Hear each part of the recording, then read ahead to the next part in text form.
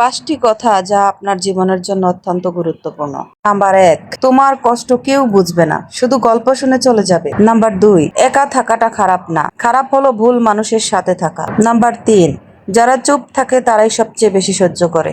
Number 4, প্রতিশ্রুতি না রাখলে সেটা ক্ষত হয়ে যায়। নাম্বার 5, সব সম্পর্ক চিরকাল টেকে না, কিছু শুধু স্মৃতি হয়ে যায়। কথা হজম করতে শিখুন, আপনাকে জীবনে জিততে সাহায্য করবে। কখনো তর্কে জিততে যাবেন না, এটা সময়ের অপচয়। আপনার প্রতিপক্ষকে জিতিয়ে দিন। আপনার প্রতিপক্ষ যদি খুশি হয় তাহলে আপনি একটু হাসুন। কখনো কখনো জিততে হলে হারাতে হয়, আর আপনার আজকের এই হারাই আপনার জন্য বড় জয় এনে দিবে। হারতে শিখুন, সব জায়গায় জিততে নেই, এটা বোকামি। কথায় কাজ হয় না, তাই কাজ করুন। নীরবে আপনার কাজ কথা বলবে।